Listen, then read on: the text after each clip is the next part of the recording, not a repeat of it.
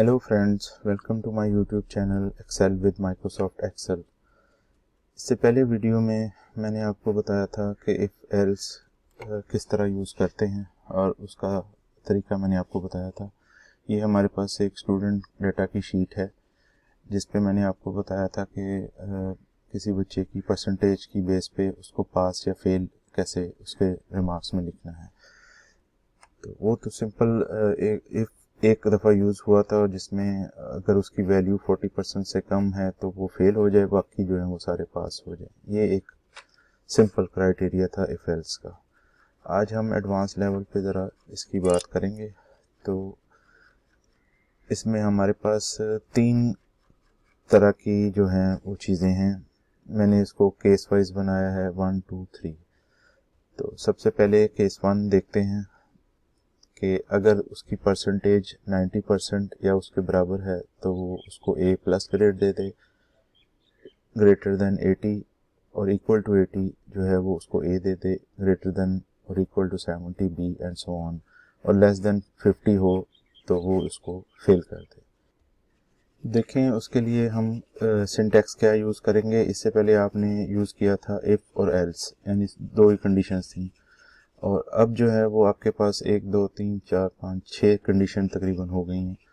तो इनके लिए हम नेस्टेड इफ़ यूज़ करेंगे। तो इसका सिंटैक्स इस तरह होगा, if cell value is greater than और equal to 90 then A plus, और if cell value is greater than equal to 80 then A, and if cell value is greater than equal to 70 then B, or if cell value is greater than equal to 60 then C, if cell value is greater than equal to 50 then D, otherwise fail।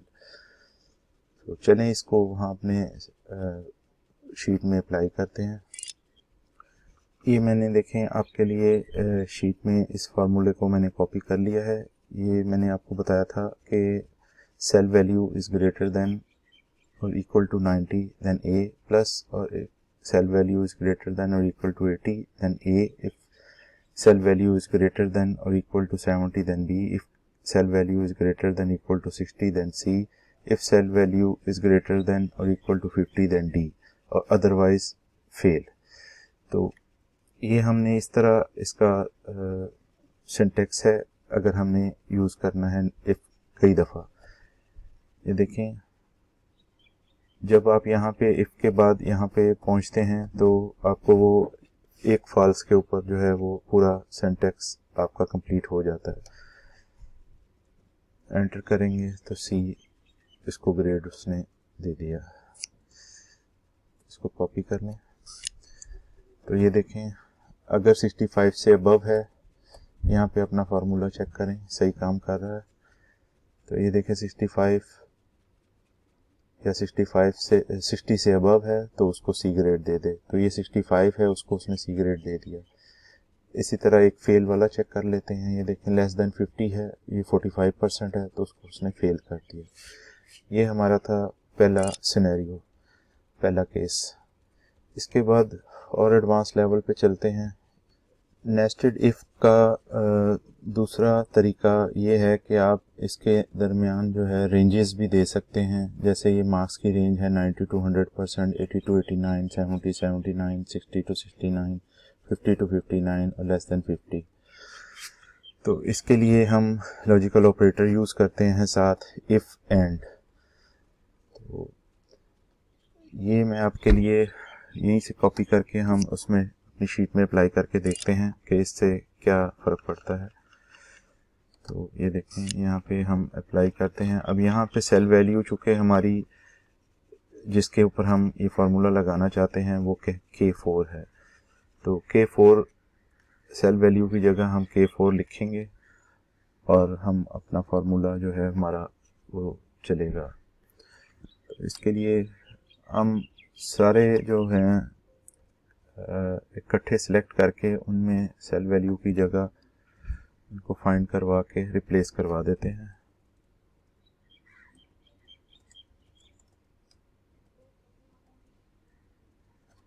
और इसको replace करवा दें आप। पहला cell था हमारा K4 से।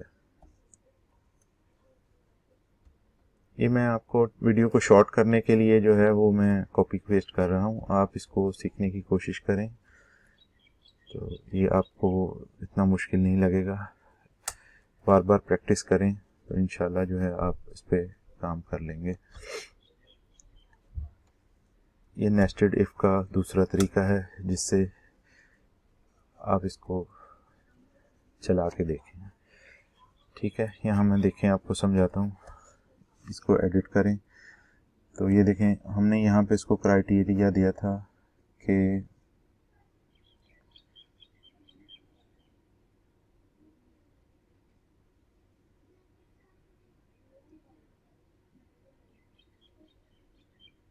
इसको यहाँ पे सोलन सी दिखाना चाहिए था। कोई फार्मूले में गलती है कहीं पे, देखिए कहाँ पे मिस किया है हमने। ये देखें ये फार्मूले में एरर है, एक सेल का एड्रेस था K4 तो ये मैंने सही कर दिया। अब ये आपका देखें अभी भी कहीं मिस्टेक है, फाइंड आउट करें कि किधर मिस्टेक हुई है। चूँकि हमने कॉपी पेस्ट कर दिया इसलिए वो उसको कहीं मिस्टेक लग रही है। हाँ जी ये देखें यहाँ तो K4 से ले रहा है और ये B13 उसने कर दिया है, ये भी K4 ही आएगा।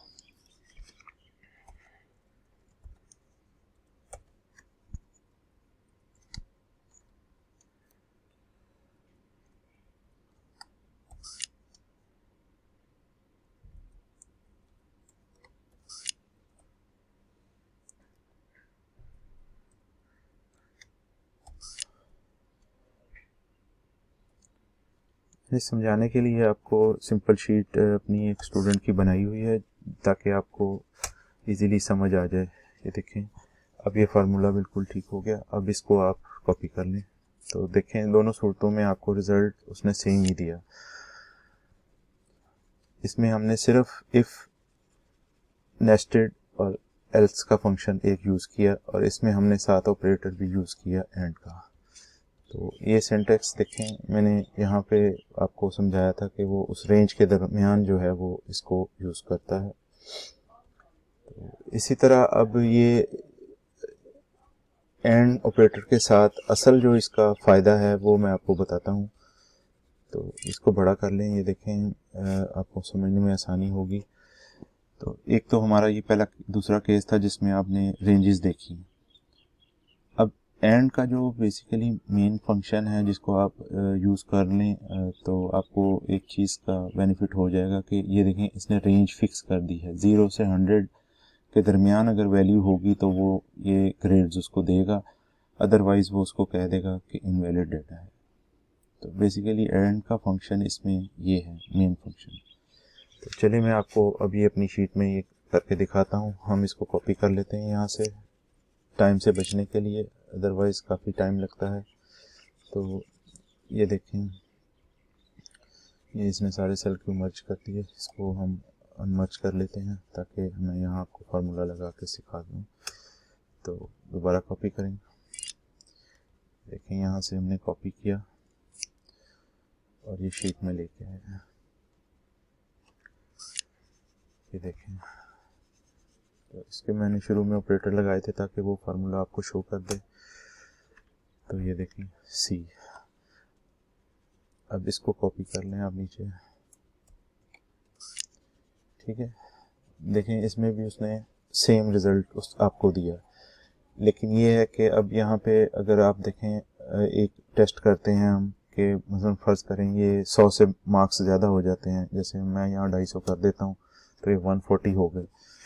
तो देखें यहाँ पे उसने डाटा शो कर दिया कि ये इनवैलिड डाटा है, यानी 140% आपके मार्क्स नहीं हो सकते। इसी तरह एक हम माइनस में चेक कर लेते हैं, 0 से यानी कम हो तो ये -100 करते हैं। तो ये तो अभी क्राइटेरिया में आ रहा है 7%, इसको ज़्यादा माइनस कर लें -150। तो ये देखें वो -10 उसकी परसेंटेज आ गई तो वो इनवैलिड हो गया। अगर 100 से ज़्यादा हो जाएगा तो तब भी वो इनवैलिड डाटा है, और अगर 0 से कम होगा तब भी वो इनवैलिड डाटा है। यही हमने फार्मूले में उसको रेंज दी है। ये मैं आपको ओपन करके इसको समझाता हूँ ताकि आपको अच्छी तरह समझ आ जाए। ये बार बार आप फार्मूला अप्लाई करेंगे तो आपको अच्छे से समझ आ जाएगा। ये देखें सिंटैक्स इसका, if K9 is equal to 90 और लेस देन 100 है तो A प्लस ग्रेड, वो उसको क्राइटेरिया हमने दे दिया कि 90 और 100 के दरमियान जो है उसको A प्लस ग्रेड दे दे, 80 और 89 के दरमियान जो है उसको A दे दे। तो ये हमने 89 इसलिए लिया क्योंकि हम यहाँ 90 इसको ऐड करवा चुके हैं। अगर हम इसको भी 90 दे देंगे तो वो फार्मूला गड़बड़ कर जाएगा और वो उसको कैलकुलेट नहीं कर पाएगा। तो इसलिए उसको हमने कहा कि 80 इंक्लूड हो और 89 इंक्लूड हो तो तब वो A शो करे। इसी तरह 70% के लिए हमने उसको कहा कि वो 70% इंक्लूड हो और 79% इंक्लूड हो तो B दे। तो इस तरह ये आपका फार्मूला वर्क करेगा। तो ये था दोस्तों इफ एल्स का नेस्टेड फार्मूला लगाने का तरीका। तो मैंने आपको 3 केसेस समझाए हैं, होपफुली आपको अच्छे से समझ आ गए होंगे। अगर किसी जगह पे आपको नहीं समझ आई तो कमेंट्स में मुझे बताएं, मैं इंशाल्लाह ज़रूर आपको जवाब दूंगा, तो आपको दोबारा समझाने की कोशिश करूंगा। तो इस तरह ये था हमारा थर्ड सिनेरियो ग्रेड्स का। तो नेस्टेड इफ के साथ आप के ये 3 सिनेरियोस हो गए। तो ये था कंप्लीट इफ एल्स का वीडियो। देखते रहिए मेरे साथ Microsoft with Excel. Thank you.